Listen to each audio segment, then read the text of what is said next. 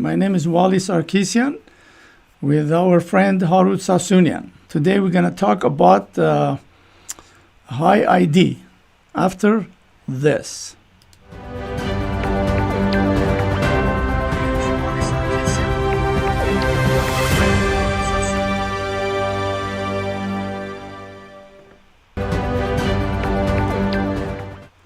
Okay. Baron Sassounian, welcome. Do you hear me? Yeah. Yeah, welcome.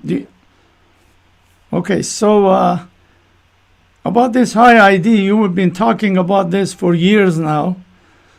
So we just wanted to talk to you and see what is this all about, and then I have some questions. I have something to throw in. So please welcome and tell us about your project.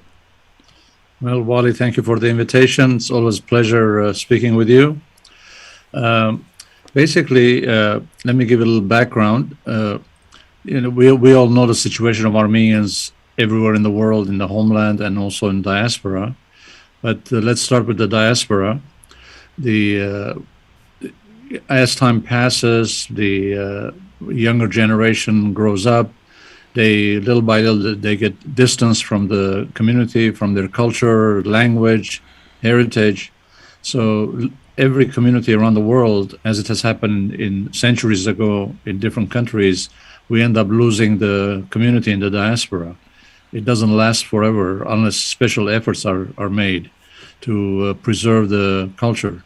So seeing that we're losing young people every day, and we're going backwards instead of forwards. So I thought, what could we do to prevent this and reverse the trend? And one thing that I thought about was there are 7 million Armenians worldwide and scattered over 70 countries, some large, some small. And even though we have thousands of Armenian organizations all over the place, and 7 million individuals, we don't have one place where they're all represented under one roof. So I thought if we can get a democratically elected parliament in the diaspora, which means that we will hold elections in every community, and each community will elect its representative, and these people go and gather someplace, either online, virtually, or in person, and they discuss all the key issues important to Armenians. And that covers political, legal, cultural, religious, sports, preserving the nation and the language, etc. So they can discuss all these things. And then by majority vote, they can come to a decision, what action steps to take to improve the situation. They can also discuss various humanitarian projects in our communities or in Armenia and Artsakh. And then once they take a decision by majority vote, for the first time in our entire history, we can say that the ones who took the decision are entitled, have the right to speak on behalf of 7 million Armenian diaspora, because that's who has voted for them. So it's not like now where everybody says, I represent this, I represent that. Some people represent, the only thing they represent is their own organizations, but not the diaspora or not the Armenian nation. So for the first time, we'll have people elected by the people, and they're entitled to say, we represent the people in the diaspora. Now, once we have the diaspora under one roof, which we've never had before, all these centuries, then the leaders of the diaspora parliament can sit with the leaders of Armenia and Artsakh, and then those three sides can then discuss all the major issues about Armenians in Armenia, Artsakh, and worldwide, and then they come to an agreement, and their decision is a very authoritative decision, because they represent all 10 million Armenians worldwide. That's also never happened before. As the current prime minister and previous leaders of Armenia have said publicly so many times, if the leader of Armenia wants to find out what is the opinion of the diaspora on any one issue, whether it's Artsakh or genocide, Western Armenia, or various issues in Armenian issues, pan-Armenian issues, how does the leader of Armenia find out what does the diaspora think about this or that issue? There's no place there. There's no phone number to call. There's no address to contact to see what they think.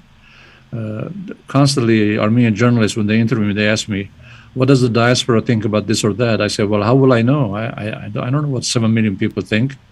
You can ask me what I think, but I'm one person. So once we have the parliament and the elected representatives, then they can speak, rightly so, on behalf of the diaspora. And the Prime Minister of Armenia or the President of Armenia, if he wants to know what the diaspora think about this or that issue, all he has to do is dial one number, contact the Armenian parliament, the diaspora, and speak to them and find out what is their majority decision about the various critical issues before he makes his decision. Yeah. Now, just to make it clear, the Diaspora Armenian Parliament is not going to pass any laws anywhere in the diaspora or in Armenia. It's not a legislative body. It's a consultative body. It comes together, makes decisions, but obviously it has a great moral value. If 7 million people are represented and they take a position on an issue, that's not something anybody can ignore, whether they're in Armenia or in any other country. They will pay attention to what millions of Armenians have decided on any particular issue. And our eventual goal, which we've started on finally, is to have elections organized in every community and members of parliament elected. Now, there's a preliminary step in order to get there, as in all parliaments and in all elections. Nobody can vote by just going on the day of the vote and casting a ballot without anybody knowing who they are. You have to register first. And same thing in U.S. Congress or governor, or same thing in Armenian parliament in Armenia. People have to register first to vote. That's how you find out who's voting, who has the right to vote, so that we don't get any major fraud in elections by having millions of Turks voting for this or that issue, and we don't know who they are. So all these people that are going to vote first have to register. And in order to register them initially, which we've started already, we've created a nonprofit organization under California state law. It's called HyeID. And all those people who join HyeID, and we give them a card proving their HyeID membership, participation, they are entitled to vote once they register and get a card saying they're a member of HyeID. We're going to have a big database which will include everybody. Now, the primary purpose of this HyeID is to register to vote when the time comes. But it also has some other important benefits joining HyeID. It's not just registering to vote someday. It's we are in the middle of discussions with various major American companies, and will continue this effort worldwide, so that any Armenian who, with the card of the HyeID, if he goes shopping online or in person, whether it's in a restaurant or a hotel or an airline or a shop, they can will arrange in advance, so they're entitled to a discount. Let's say the discount is it could be different amounts at different places, but let's say it's 10%. Out of the 10% discount that the shop owner or a business owner offers for products or services, the $5 of the $10 discount, let's say, goes to the shopper. The other $5 of the discount, $2.50 of dollars goes to any organization that the cardholder would like to donate to. Either they're a member, or it's their favorite organization that they're affiliated with without being a member, or their preferred organization. And the last $2.50 will go to the HyeID nonprofit organization, and we will use that money for two purposes. One is to finance humanitarian projects in the diaspora, let's say building schools, hospitals, and then providing scholarships, tuition for university students, et cetera, et cetera. Whatever the community needs, the community decides what project they need best, the local communities. And then the other half, other part of the $2.50 that comes to HyeID will be used to fund the expenses of the Diaspora Parliament, because it's going to take a lot of professionals to run it.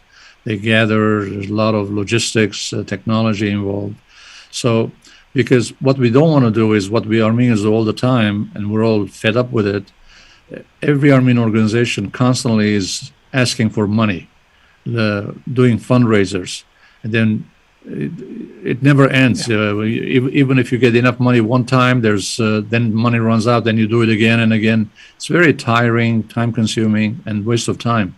But if we get people on a going basis getting discounts, and then we benefit from part of the discount, so there's money coming in constantly to us without us begging, going to any wealthy Armenian saying, please help us, we're doing this and that.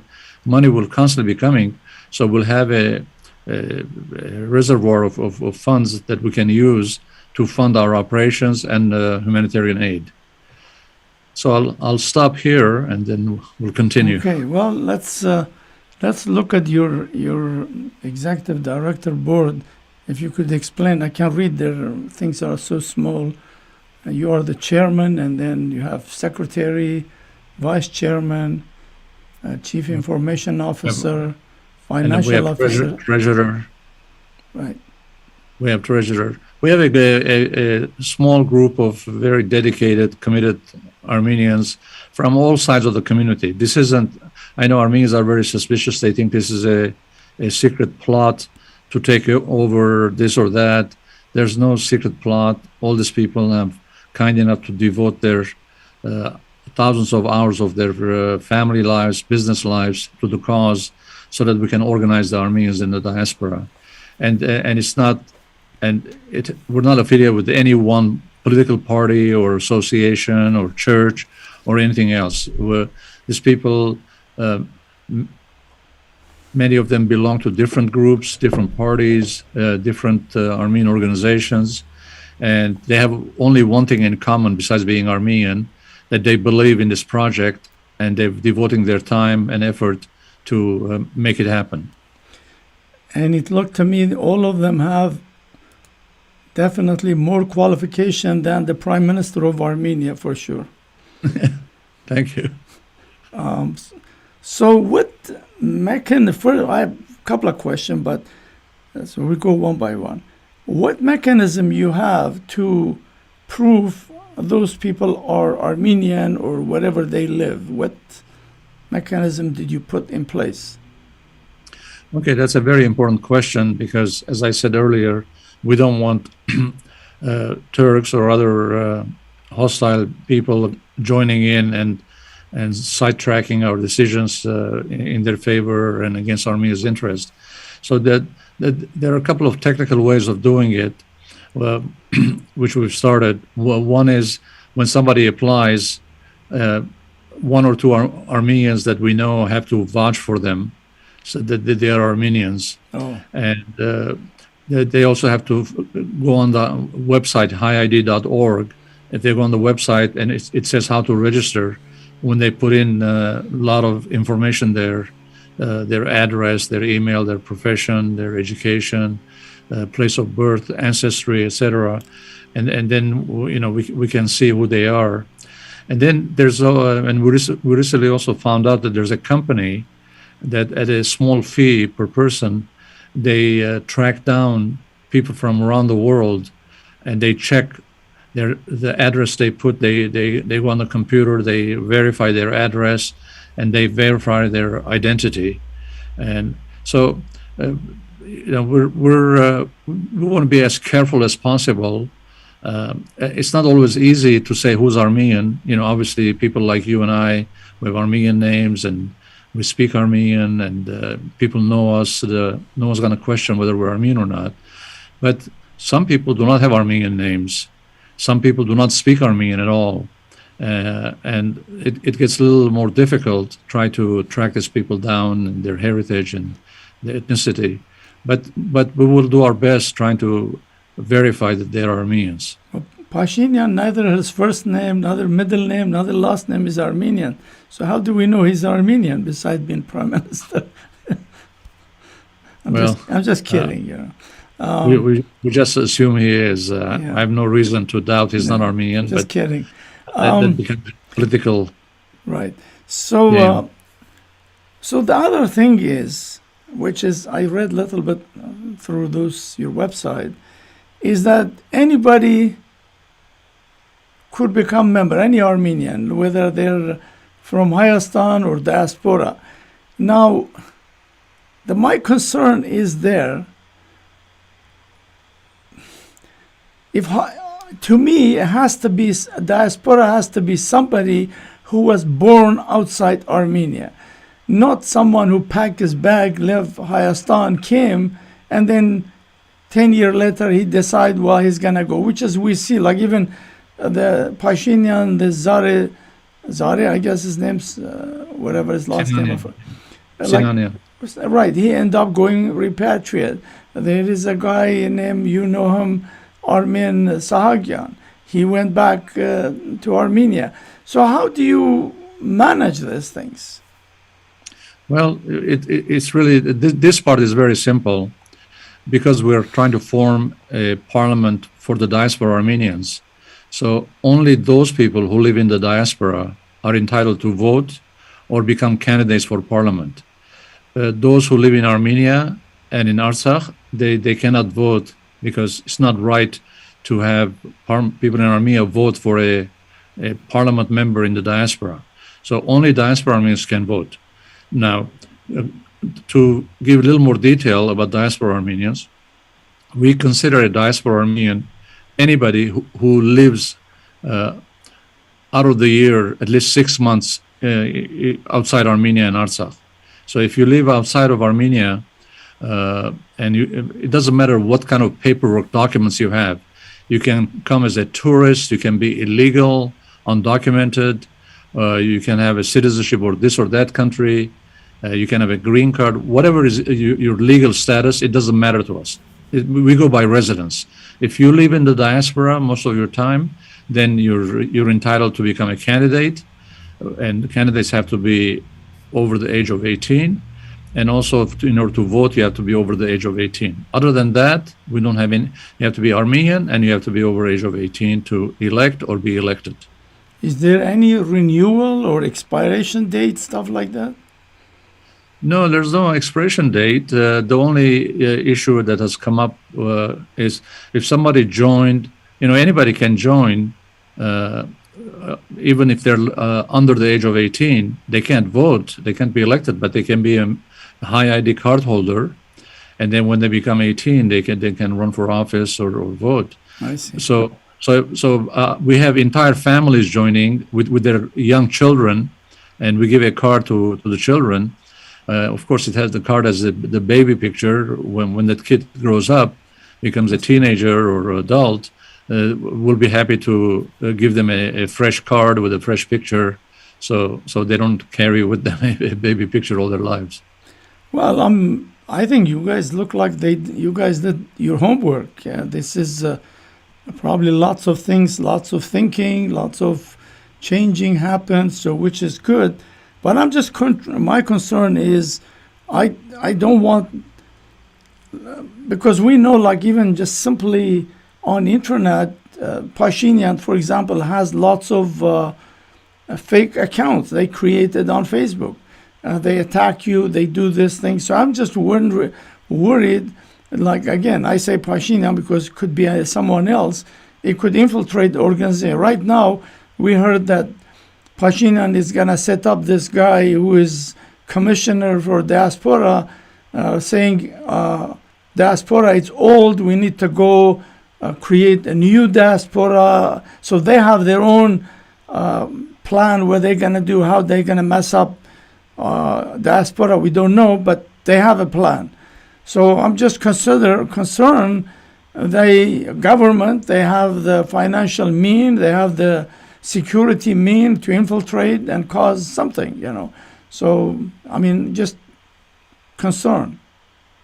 Well, no, your concern is valid, and that's why, well, as I said earlier, we don't want either our enemies infiltrating us, or even parties that have no role in electing the diaspora parliament, like the Armenian government or the Artsakh government. Or we also don't want any kind of fraud. It doesn't have to be only from Armenia or Artsakh. It could be somebody in the diaspora belonging to this or that Armenian side and wanting to have a lot of voters to vote for their candidate. Yeah. So we have to verify every vote. Now, once we verify that somebody is Armenian and is over the age of 18, then they're entitled to vote. Now, democracy is democracy. It's not a perfect system, but it's, as they say, it's the best system in the world with all its deficiencies. So if the majority, we have an election, and the majority of a community votes for this or that candidate, to us, it doesn't matter that candidate is from which side, which party he belongs to, or which religion he is, or where he came from. We do not discriminate. We let the people decide, because all our lives we've seen people going around saying, "Oh, I'm your leader. I represent the community," and none of those things are true. Nobody is our leader. We've never elected our leader. This self-appointed leadership is really worthless for us. We believe in people power. The people have to vote by majority. If the majority votes for this or that guy, whether I like him, don't like him, this side, that side, it doesn't matter. That's what people voted. So he is their representative in parliament. And if they're not happy with him, doesn't perform, then in 4 years his term is up. Then they can vote him out. He's entitled to one more term for re-election. But if he's not performing well, his disappointment, then people can vote for someone else. So all the decisions are based on the people. The same question you may come to shortly and ask me, well, what exactly would the parliament do? Well, we don't want to ourselves, our initiative group of a dozen people, the board of trustees, we don't want to decide what the parliament should or should not do when they're elected. When they're elected, they come together, they decide what position they want to take, what issues they want to take, what projects, and they decide. I'm not authorized right now to decide what the parliament should or shouldn't do. It's offensive and insulting to a parliament elected by the people to take its guidance from any outside party, whether it's me or anyone else. Let them get elected and they decide what they're going to deal with. Will you have some kind of oversight? Some senior level people like yourself, the one who organize at, once this parliament goes, they elect whoever they elect. Will be some, just like government, like in U.S. you have Senate and you have House. They debate or watch each other. It would be anything mechanism like that so that people don't come and hijack the system and screw up and things. Yeah. Well, as I said, I don't want to misrepresent our project as a government. We're not a government. No, I'm just. We don't even call ourselves government in exile. We're a united structure for the Diaspora Armenians. So we don't have executive, legislative, and the judicial.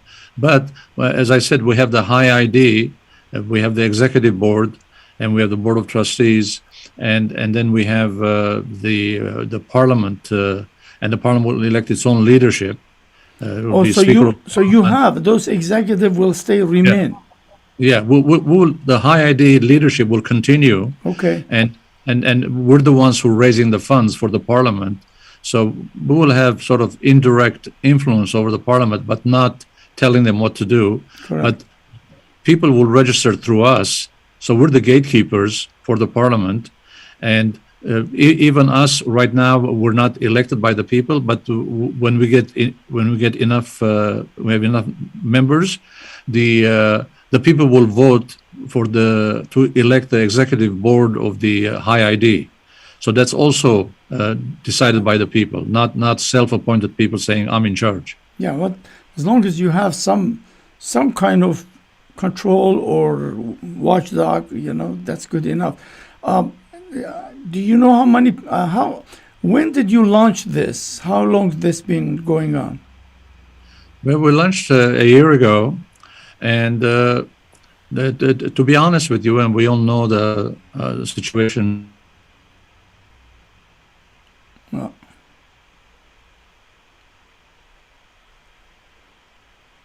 you're cut off. Country, millions of people.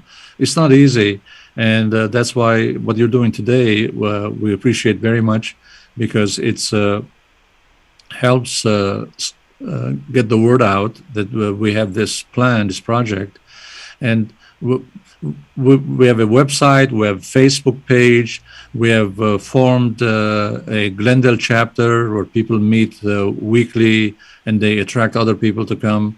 We have also opened the HyeID chapter, not the Diaspora Parliament chapter, but the HyeID chapter in Yerevan.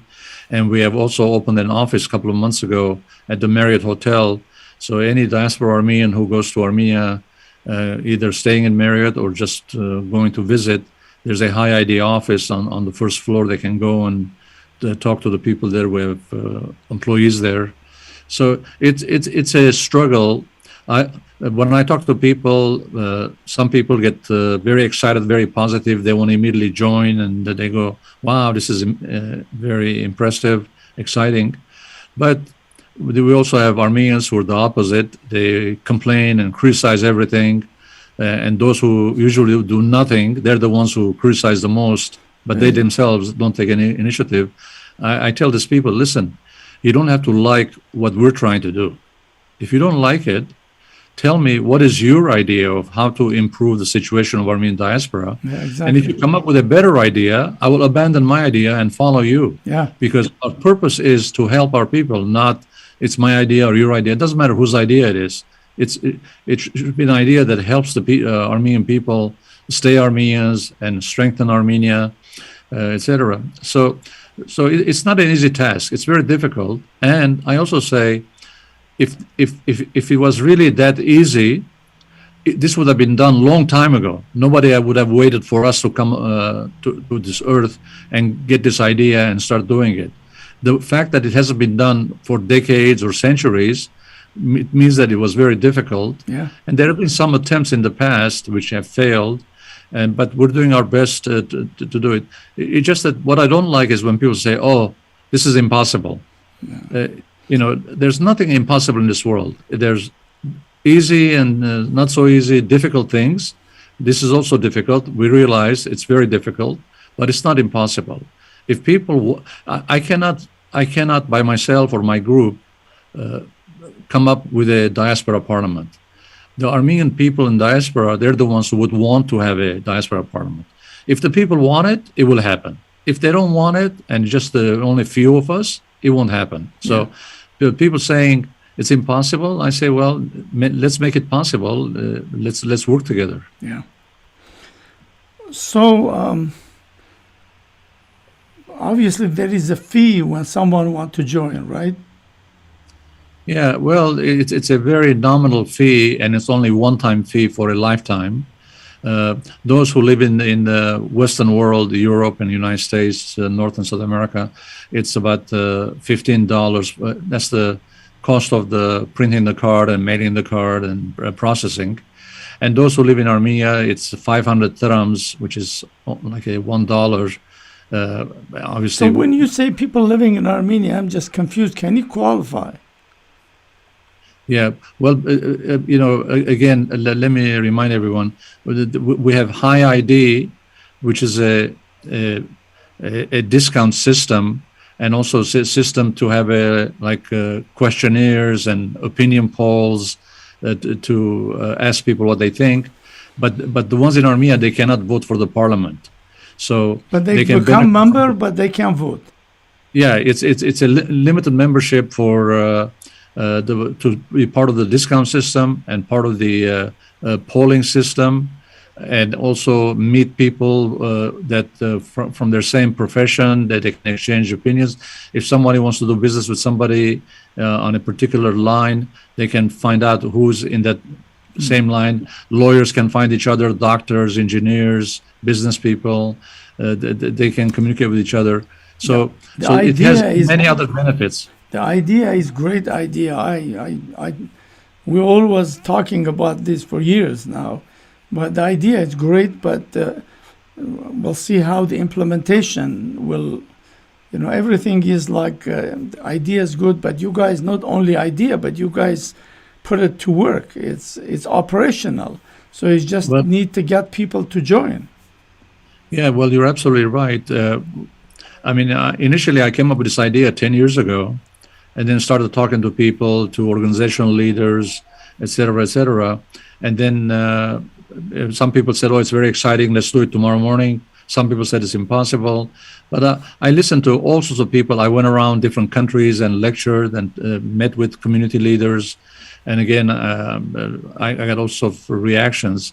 But finally, a couple of years ago, we formed this initiative group of us that you just showed the pictures, and we came together. Now, we took our job very seriously. We didn't just think about it and just jump and start asking people to join, because we had to meet, and we have spent hundreds, if not thousands of hours in the last few years meeting every week with each other and going over every aspect of our decision making. If you get up and you're not prepared and you haven't thought about all the different angles of an issue, and somebody like you comes and interviews and asks a question, or the public asks a question, and you're not ready, you don't have the answer ready, it's going to be very embarrassing. It's like coming up with a half-cooked idea. We want to make sure the concept is very well prepared, thought through. We have all the answers as much as humanly possible.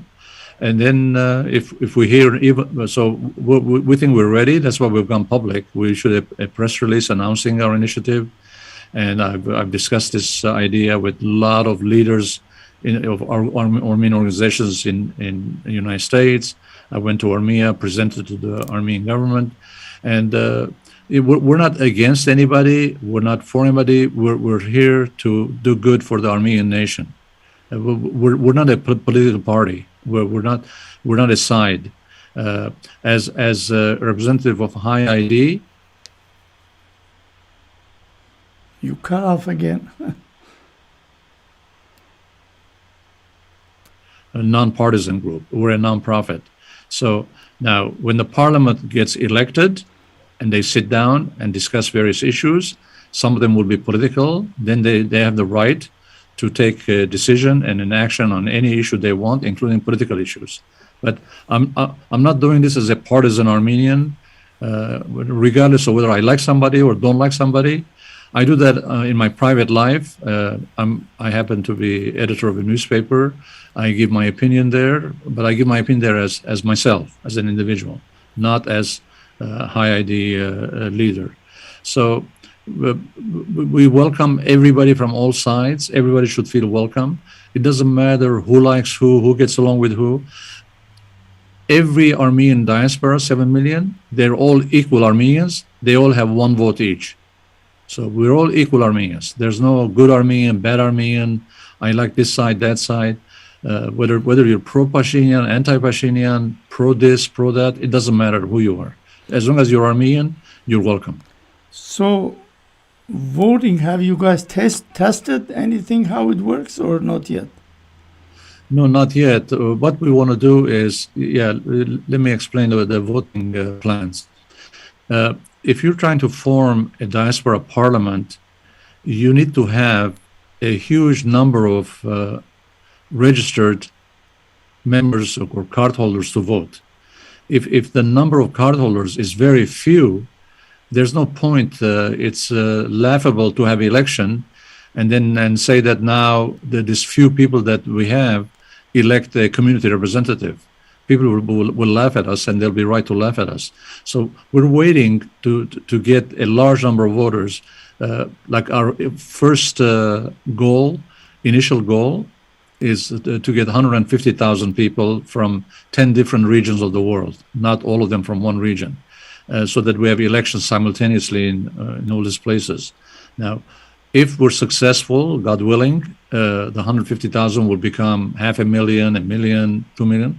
I don't think we'll ever get to have 7 million, because you can't have every Armenian agree on anything. Yeah, but some of them are children, you know.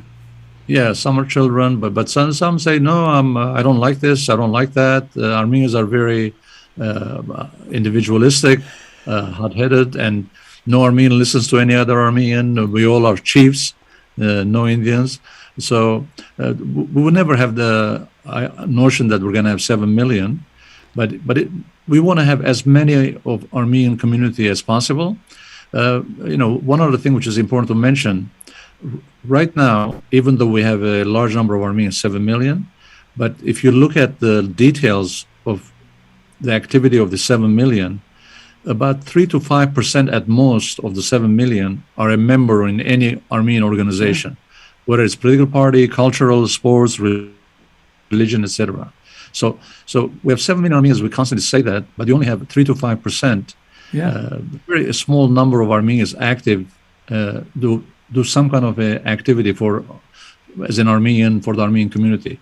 Now, while the concept we have may not raise the 3 to 5% to 100%, but even if we raise it to 15%, 20, 25%, 25% would be big. Like 5 times larger than what we have now. And if we have 25% of Armenian diaspora of the 7 million, that will be the largest organized Armenian effort in history of Armenians. We've never had. All we have is this group that has 10 members, that other group has 100, the other group maybe has 1,000 at most. That's about it. 95% Armenians don't belong anywhere. And among the 95%, unfortunately, maybe, I don't know, half of it roughly is so away from the Armenian community. They don't speak Armenian, they don't they don't read Armenian news, they don't follow anything Armenian, they're not active. So, and I always say something that surprises a lot of people, because those of us who are active, we know what's going on. But I said, believe it or not, there are Armenians in the world who haven't heard after 30 years that Armenia is an independent country. That's how far they are from the Armenian life. That they have no idea. They just live in Timbuktu, someplace on their own. They don't interact with any other Armenian. They're not a member of any organization. They may not be aware, and they don't follow Armenian news. They don't watch Armenian TV or read Armenian papers or website.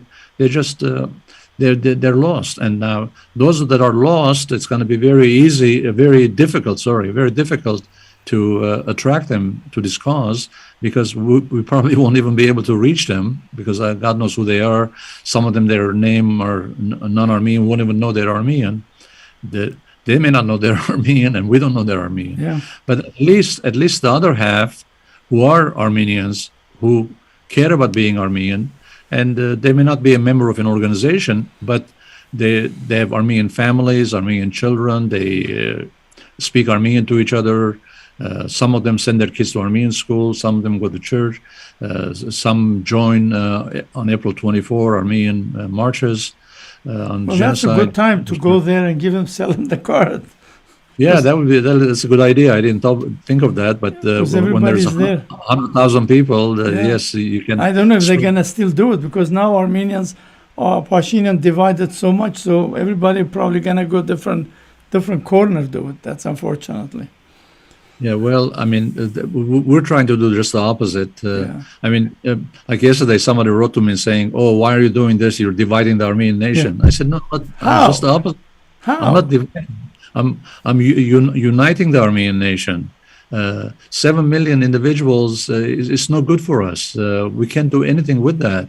But like everybody mentions the famous words of one of the most famous poets, Yerishe Charens, of Hajovurt Komiak, Komiak Zorutun Kovakan Ujimeche, Komiak Pergutuna Kovakan Ujimeche.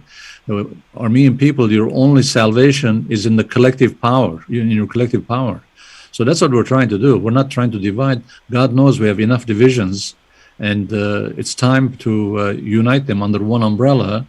And even that, some people, will refuse. But we can only try, and we're not forcing anybody to do anything they don't want. And so they have to be amenable to do these things. Well, I guess you're going to need lots of marketing for sure. That's right. The message has to go someplace. People talk about it. Maybe some Armenian communities in the shops put those IDs join. Some marketing propaganda, so we need it.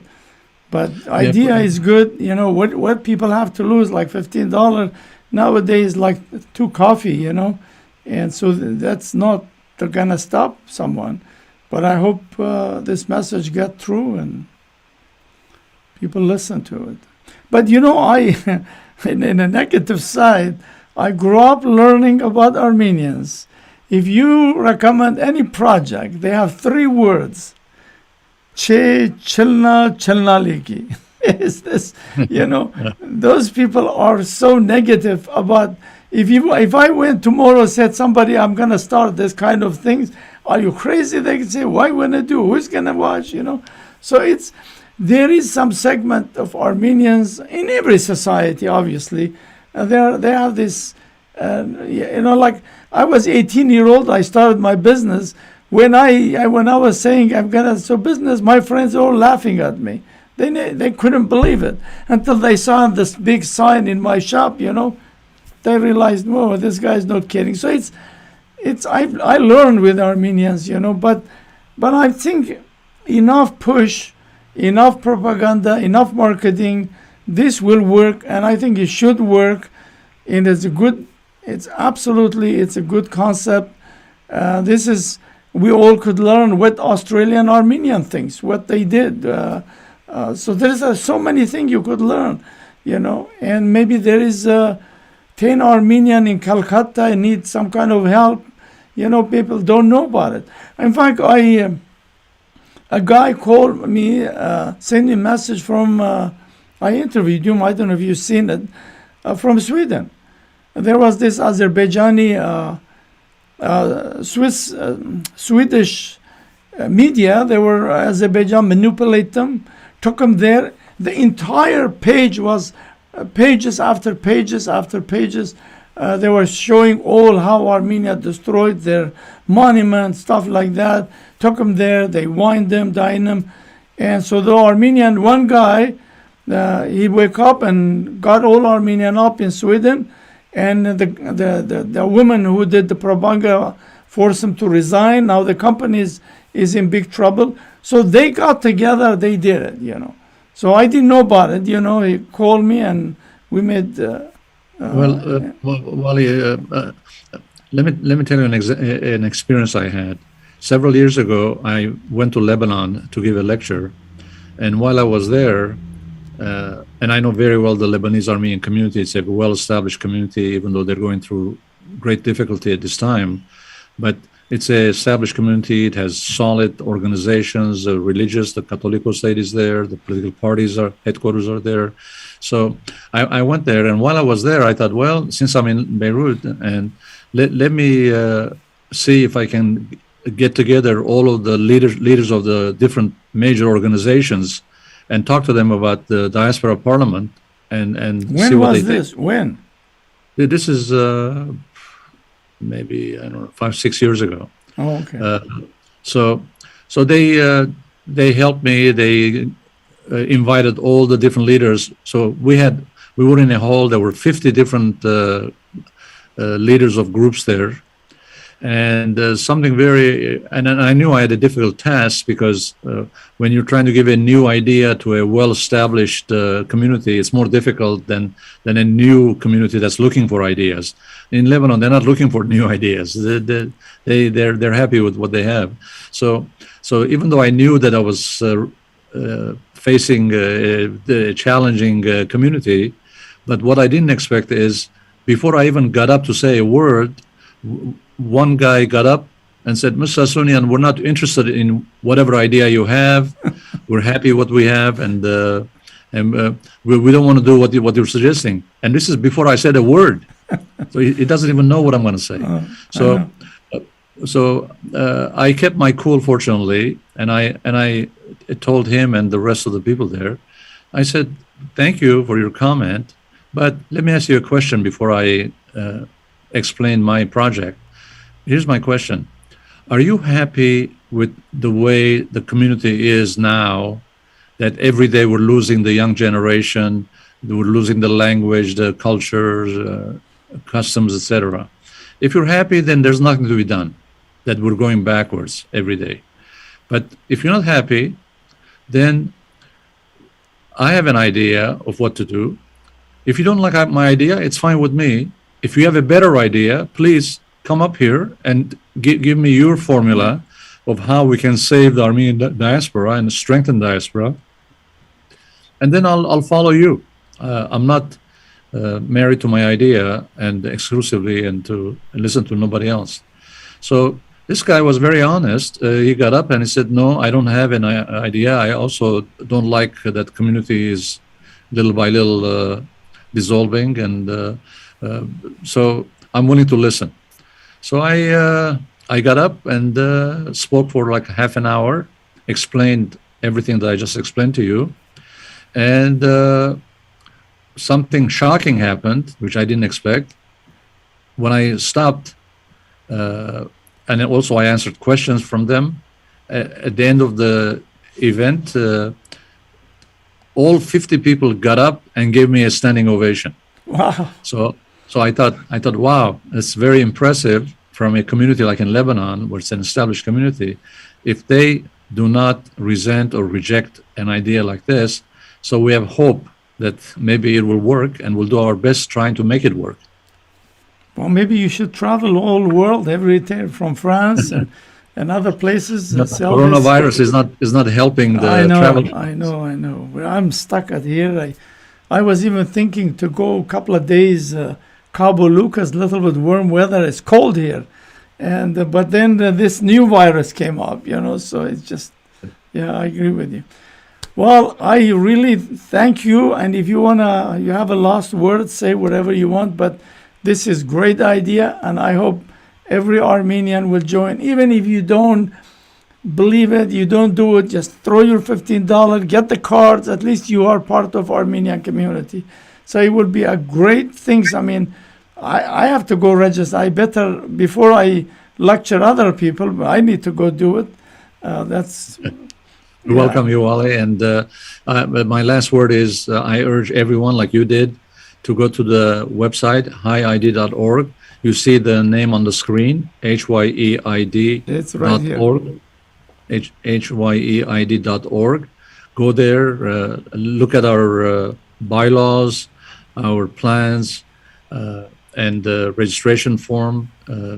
Complete the form and register and get your card, and be a proud Armenian. And it'll help the preservation of the Armenian nation diaspora. And if the diaspora is strong, it will also strengthen Armenia and Artsakh. If the diaspora is weak, we cannot do much to help our compatriots in Armenia and Artsakh. Harut, you're an amazing guy. You really dedicated all your adult life for Armenian cause, and you're never giving up, and you always come out with some ideas. You spend all week researching, making those articles, and you're all over the TVs everywhere, and your work is very much appreciated by many people. Of course, there are always going to be some don't, because that's any society, that's possible. But you're doing a great job. We are very thankful to your hard work. Thank you very much, Amali. Okay. All right, so for our viewers, if you're interested, please go there and register. Tell your friends, tell your neighbors, and to get joined in. And or just, you know what? Christmas is coming. The best thing is you just give someone $15, say, hey, here is my gift, go register, become an Armenian. Because we don't have any Armenian identity right now, you know. So that's going to make you Armenian identity. So go there and give it to your family, like $15, put them in an envelope, say, go get ID, because you can't buy it and sell it. So they have to go register. Or you could register their name and do it. So do it, help it. This is good idea. This is we all gonna know what is happening in Switzerland, Armenia, what they're doing. You know, it's really, we have lots of good organization like ANC, Armenian American Assembly, but those people are involved in a political and lobbying. It's totally different than this one. This is basically bringing a diaspora Armenian together, knowing each other, and I think it's a great idea. I'm one always like to criticize stuff, but this one I totally agree and totally support it, and I hope you all do it.